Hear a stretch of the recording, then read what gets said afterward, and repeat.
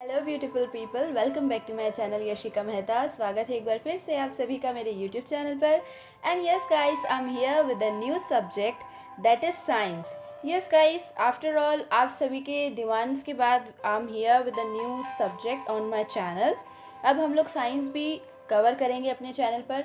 और मेरा सवाल है आप सभी से कि आप क्या चाहते हैं कि पहले हम लोग साइंस कवर करें पूरा सब्जेक्ट, या फिर हम लोग ऐसा करें कि एक हफ्ते के अंदर, एक वीक के अंदर हम लोग इवन और डेज का कॉम्बिनेशन कर लें। और फिर अगर मंडे को साइंस पढ़ रहे हैं तो वेडनेसडे को फिर मैथ्स का वीडियो आएगा, उसके बाद फ्राइडे को फिर आपका साइंस का वीडियो आएगा, फिर आपका संडे को मैथ्स का वीडियो आएगा। अगर इस हिसाब से चलना है तो जैसा भी आप लोगों को ठीक लगे, please let me know in the comment section below.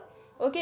And बहुत सारी बातें करनी है आज हम लोगों को, बिकॉज आज हम लोग एक नया सब्जेक्ट भी शुरू करने वाले हैं। और साथ ही साथ हम लोग बहुत अच्छी डाइट प्लान भी देखने वाले हैं कि कैसे हम लोग हेल्दी रह सकते हैं, और हेल्दी रहने के साथ साथ कैसे हम लोग हमारी बॉडी को फिट रख सकते हैं। Okay guys.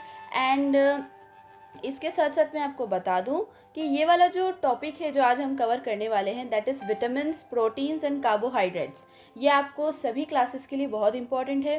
साथ ही साथ कॉम्पिटिटिव एग्ज़ाम आप कोई सी भी ले लो, आपको विटामिन्स, प्रोटीन्स और कार्बोहाइड्रेट्स, इस टॉपिक से आपको क्वेश्चन मिलेंगे ही मिलेंगे हर एग्ज़ाम के अंदर। सो गाइस, वीडियो को एंड तक देखना। And if you like this video, please guys do like, share and subscribe to my channel. So guys, let's move to this video. Okay, so first of all हम लोग बात कर लेते हैं nutrients के बारे में। ओके, सो न्यूट्रिएंट्स क्या होते हैं? Nutrients are the component of food that the body needs in adequate amount for growth, to reproduce and to live a healthy life. Nutrients ऐसे कंपोनेंट्स होते हैं फूड के, मतलब खाने के कुछ ऐसे तत्व जो आपकी बॉडी को एडिक्वेट अमाउंट में चाहिए होते हैं। एडिक्वेट मतलब भरपूर मात्रा में चाहिए होते हैं। किसके लिए? फॉर ग्रोथ, आपकी ग्रोथ के लिए।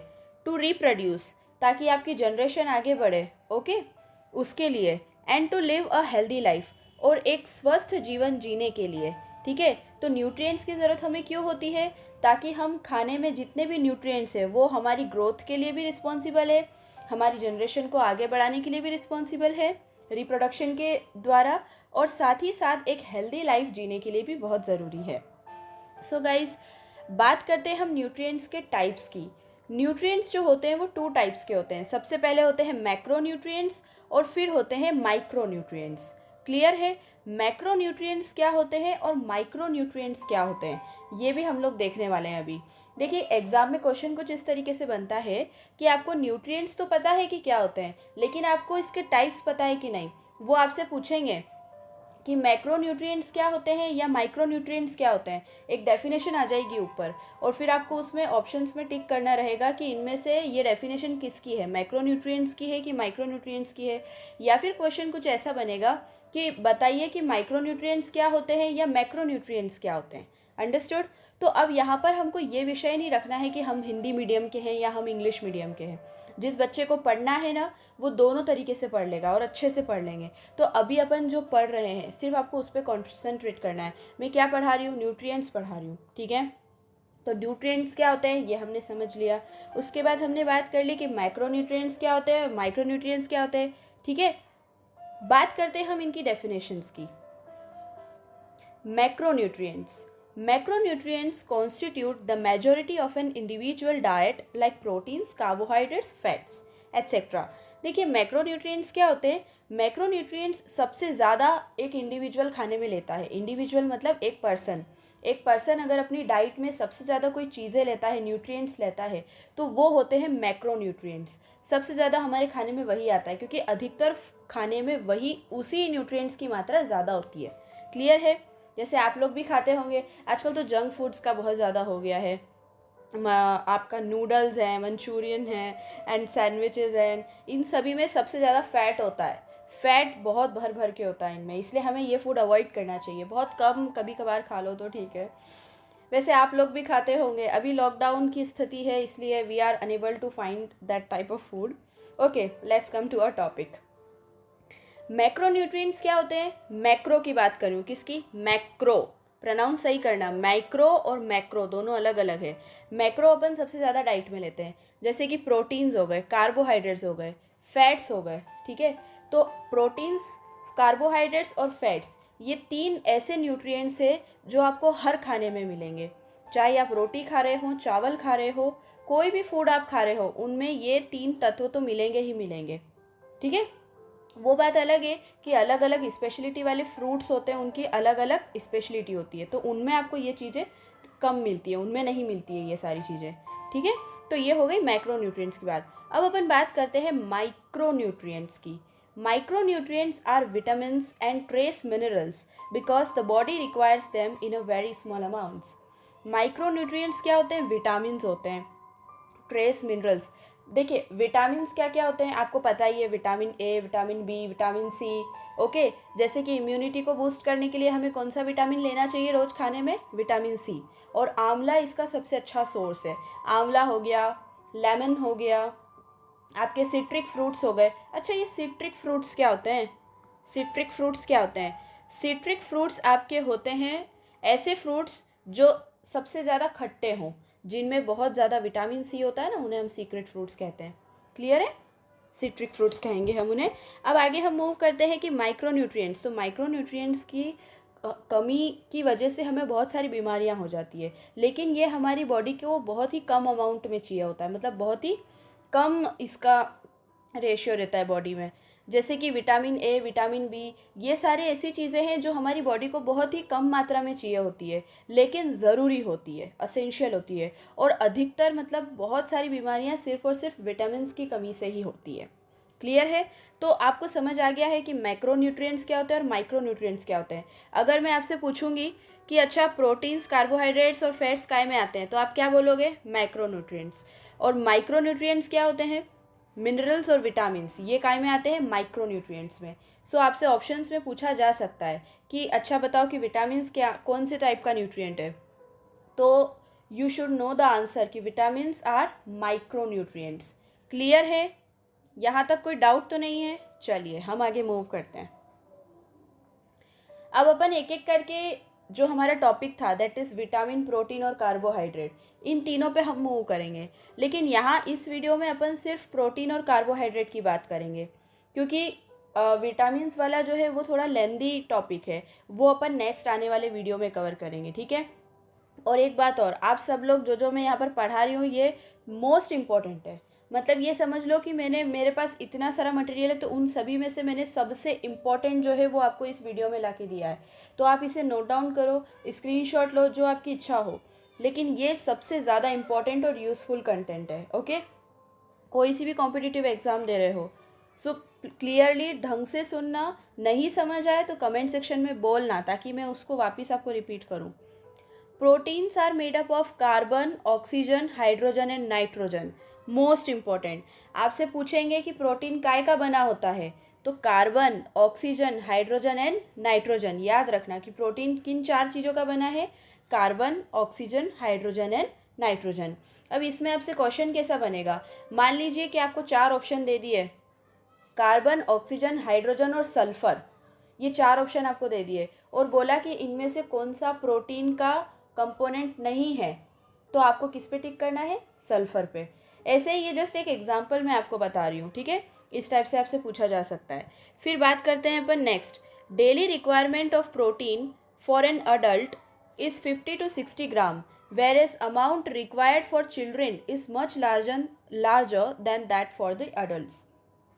जो डेली रिक्वायरमेंट होती है ना प्रोटीन की, किसी भी एक अडल्ट के लिए, अडल्ट मतलब जो 18 ईयर्स से ऊपर है, उन्हें कितना प्रोटीन लेना चाहिए अपनी डाइट में डेली? 50 to 60 ग्राम्स, ठीक है। लेकिन अगर हम बात करें बच्चों की, तो बच्चों को प्रोटीन की ज़्यादा ज़रूरत होती है, तो वो 50-60 ग्राम से उन्हें ज़्यादा प्रोटीन देना चाहिए छोटे बच्चों को, ठीक है, क्योंकि वो ज़्यादा खेल कूद करते हैं, तो उन्हें ज़्यादा प्रोटीन की ज़रूरत होती है। और क्योंकि प्रोटीन ही हमारी बॉडी को बनाता है, बिल्डिंग सेल्स होते हैं प्रोटीन हमारी बॉडी के, ठीक है। तो इसीलिए बच्चे जब छोटे होते हैं तो उनकी ग्रोथ ईयर्स में उनको सबसे ज़्यादा प्रोटीन दिया जाता है, क्योंकि वो अभी क्या कर रहे हैं? ग्रो कर रहे हैं, हाइट, हेल्थ सब में, ताकि उनकी ग्रोथ अच्छे से हो, इसीलिए हम उन्हें प्रोटीन्स डाइट में ज़रूर दें। क्लियर है? बात करते हैं हम कि प्रोटीन के सोर्सेज क्या हैं, मतलब कहाँ कहाँ से हमें प्रोटीन मिल सकता है। अगर आप नॉनवेज हैं तो मिल्क और फिश और एग, ये 3 सोर्सेज होते हैं प्रोटीन के, ये सबसे ज़्यादा प्रोटीन आता है इनमें। लेकिन अगर हम बात करें वेजिटेरियन लोगों की, जैसे कि मैं तो पल्सेस सबसे अच्छा सोर्स है आपका प्रोटीन का। कोई सी भी दाल ले लो आप, मूंग दाल ले लो, तुअर दाल ले लो, ओके। सभी दालों में बहुत प्रोटीन होता है, इसीलिए हमें रोज़ दाल को अपनी डाइट में शामिल करना चाहिए, क्योंकि दाल के अंदर सफिशिएंट अमाउंट ऑफ प्रोटीन आपको मिलेगा जो एक दिन में आपको चाहिए। क्लियर।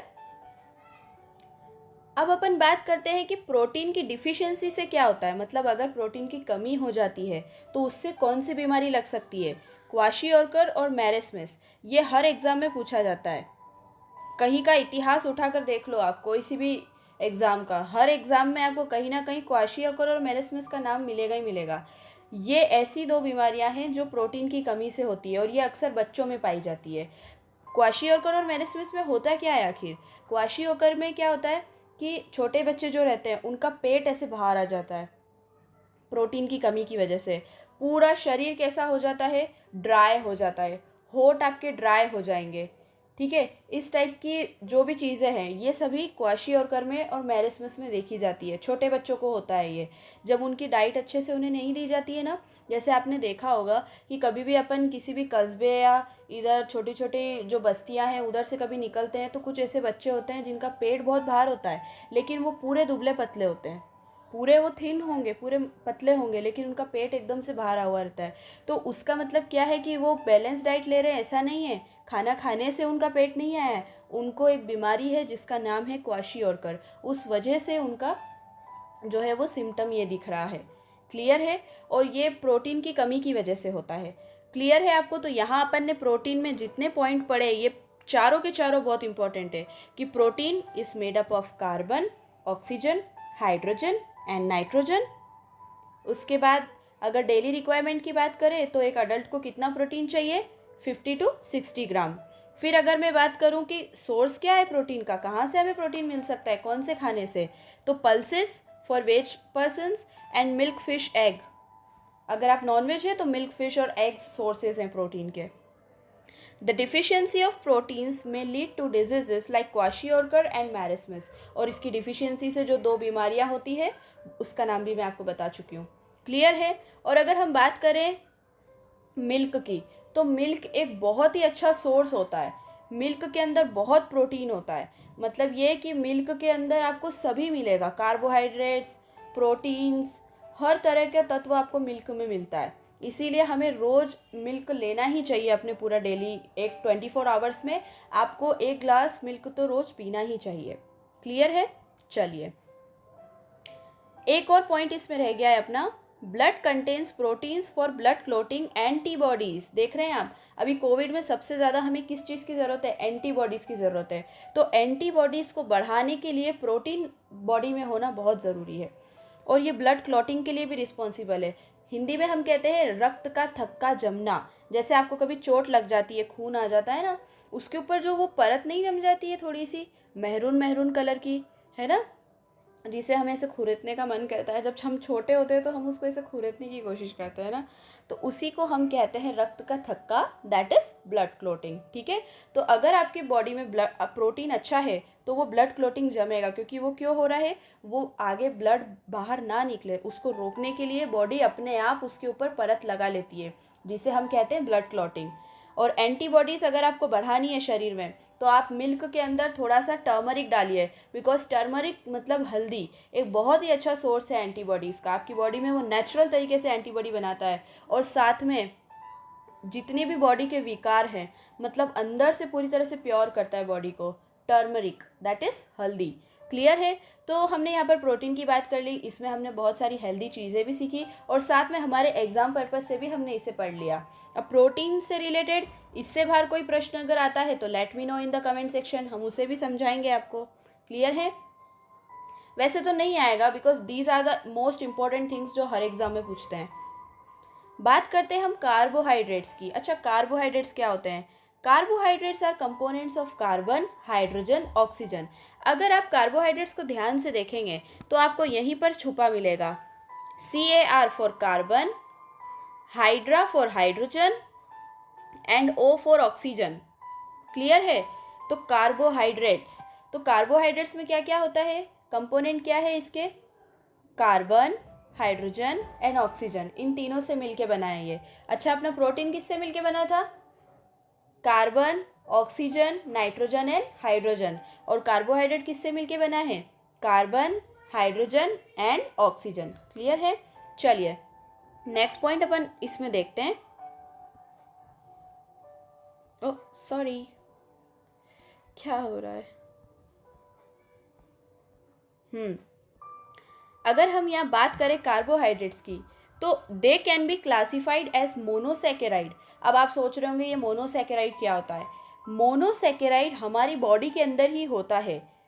ग्लूकोस मतलब क्या, कि कार्बन का एक ऐसा फॉर्म जिसके अंदर सिर्फ एक ही मात्रा होती है सेकेराइड की।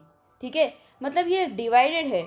जैसे क्या होता है कि कार्बोहाइड्रेट्स भी अपने 3 तरह के होते हैं, मोनोसेकेराइड, डाइसेकेराइड और पॉलीसेकेराइड।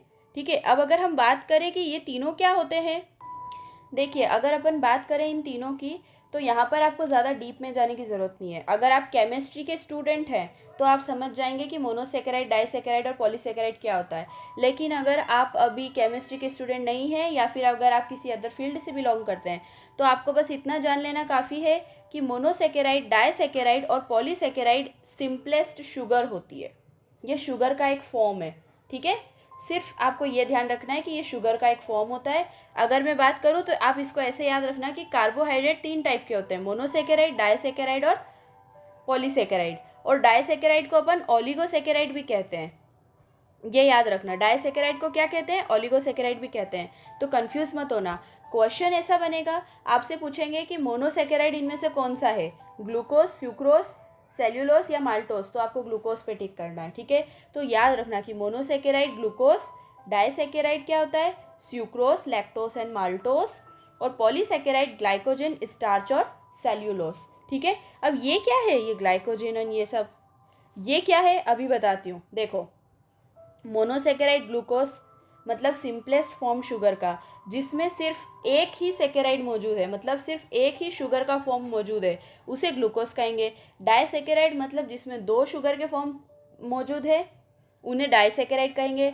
डाइसेकेराइड का एग्जांपल है sucrose, lactose and maltose. Lactose काय में मिलता है अपन को, मिल्क में। याद रखना कि लैक्टोज कहाँ मिलता है हमें, मिल्क में। ये लैक्टोज नाम का जो तत्व है ये मिल्क में मिलता है। ये क्वेश्चन पूछते हैं अक्सर कि लैक्टोज काय में पाया जाता है, तो मिल्क में। ठीक है, सुक्रोज और माल्टोज ये दोनों भी आपको ध्यान रखने हैं। फिर बात करते हैं अपन पॉलीसेकेराइड की। तो पॉलीसेकेराइड मतलब 2 से ज़्यादा, 2 से अधिक शुगर का फॉर्म, ठीक है, अगर हो तो उसे हम कहेंगे पॉलीसेकेराइड। एक्चुअली ये तो क्या होते हैं, कीटोन और एल्डिहाइड ग्रुप का कॉम्बिनेशन बन के एक पूरा कंपाउंड बनता है, जो केमिस्ट्री की टर्म में हम यूज़ करते हैं। लेकिन यहाँ आपको बस इतना ही ध्यान रखना है, लेकिन ये आता है इसलिए पढ़ना ज़रूरी है। पॉलीसेकेराइड में क्या आ जाएगा, ग्लाइकोजन, स्टार्च और सेल्यूलोज। ठीक है, ये 3 चीज़ें आपको ध्यान रखनी है। आई होप सो कि आपको ये क्लियर हो गया होगा, और नहीं हुआ हो तो कमेंट सेक्शन में बता देना, मैं फिर से समझा दूंगी। अब बात करते हैं हम कार्बोहाइड्रेट के नेक्स्ट पॉइंट की।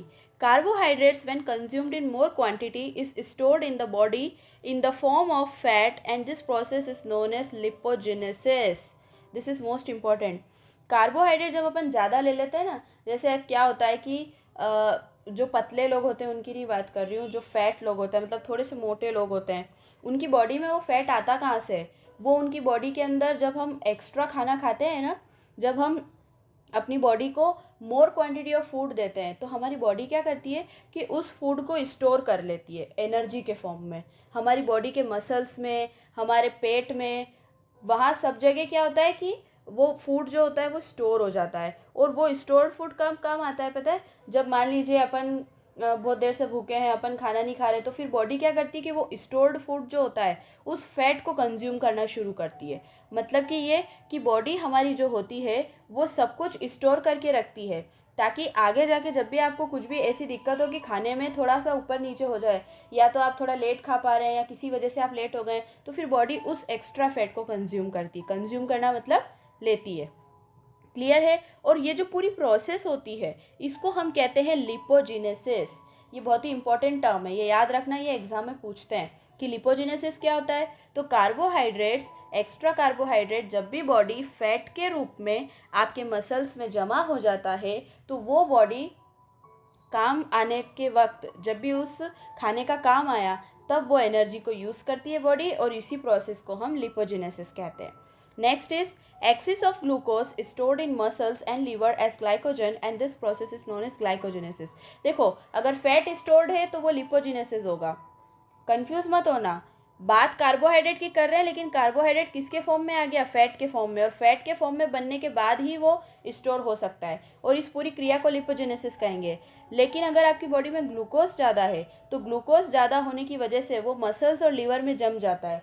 जब आपकी बॉडी में ग्लूकोज ज़्यादा होता है ना, तो वो मसल्स और लीवर में जम जाता है, और जब बॉडी को ऐसा लगता है कि यार अब बॉडी में ग्लूकोज कम हो रहा है या बाहर से ग्लूकोज की मात्रा कम आ रही है, तब बॉडी उस स्टोर्ड ग्लूकोज का यूज़ करती है जो आपकी बॉडी में पहले से ही कंज्यूम्ड है।